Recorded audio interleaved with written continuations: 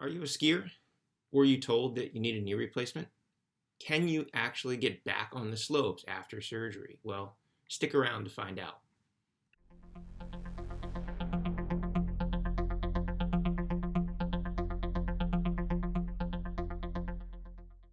Hello and welcome back. I'm Adam Rosen. Thanks again for tuning in. If you haven't already subscribed, please subscribe. And if you could take a moment right now and just click the little thumbs up like button below, it does help people like you find content like this. In today's video, I'm going to try to answer the question as to whether or not you can ski after knee replacement. And to be honest with you, there's not a really good amount of data that helps answer this question. There was one study that I found in researching this. This was published in 2021 in the Canadian literature. And they basically just polled a bunch of knee surgeons and said, what do you recommend to your patients about skiing? 2% of those surgeons said, no way, no how. 25% of surgeons said, you can do whatever you want. But the vast majority of the surgeons said, yeah, I have my patients ski, but within reason. And well, what is within reason? We didn't really have good data until recently. There was actually some data that I'm going to share with you, which was revolutionary in the world of orthopedics. And this was a study that was done by one of my mentors, Dr. Cliff Caldwell, and the lead researcher in our lab, Dr. Daryl DeLima. And they won the Nicholas Andre Award for this. They implanted the first custom electronic, or what's called the e-knee, in 2004. And there's actually 4 patients that had this type of implant put into their knee. These were patients that were interested in furthering research, and we were able to capture a lot of data from these patients that had e-knees. We were able, because of the sensors that were inside these custom knee implants, we were able to determine the force with walking, with stair climbing, with getting out of a chair, with playing tennis, and with skiing, because one of the patients was a very avid skier.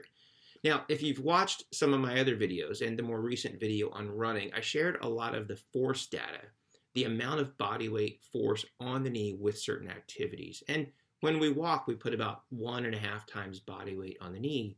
And when we run, we put 7 times body weight on the knee each step. So that's kind of important information to keep in mind. Now, what they found is that when you're just cruising along, you're only putting about 1.5 times body weight on the knee. So pretty similar to walking when you're cruising. Now, if you're caught on a flat and you have to skate a long distance or skate uphill, that does put more body weight. It's about 4 times body weight on the knee with each push off of the skating. So that does add some weight. What if you're slowing down in a snowplow? And again, it's pretty low. It's about 1.5 times body weight. So still pretty low forces. The big forces that we saw are with carving. And in the study, they calculated carving at different degrees of slope. But you're basically looking into about 5 body weights across the knee with carving. Now, when stopping, so you get to the end of the run, you're coming down to the lifts and you have to stop, you're putting about 3 times body weight on the knee. Now, does this answer the question if you can ski or not? Not really. It just lets you know and lets other doctors know the force on your knee with these activities that you commonly run into when you're skiing. Now, for most of my patients, when I have this discussion, if you're not a skier, like a knee replacement's not going to make you a skier, so stay off the slopes. But if you were an avid skier and your skiing has now been impacted by knee arthritis, a lot of my patients have been able to get back to skiing. Most patients, when they are of an age where they're having a knee replacement, they're not, do a heli-skiing and waist-deep powder and jumping off of cliffs and pounding down moguls. That's a lot of force on the back, on the hips, on the knees. And most patients aren't at that level of skiing anymore. But for the vast majority of my patients, if they want to cruise on the greens and blues, they want to hit a little bit of ankle or knee-deep powder on a great day. They're going to avoid the bumps and jumps, and they're not going to make super, super hard, like slalom-style turns. The force on the knee is pretty tolerable, and if it's something that they enjoy, it's a reasonable activity to run back to. We commonly see more injuries that are fractures. So this is a fracture of the shin bone called the tibia from skiing injuries.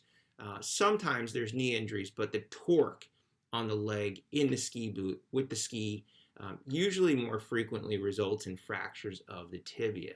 But if you are a skier And if you have a knee replacement or you're thinking about knee replacement, I just hope that this data might answer some of the questions and give you a little bit of understanding on the forces on your knee if you choose to return to the slopes. So thanks again for watching. Until next time, I'm Adam Rosen.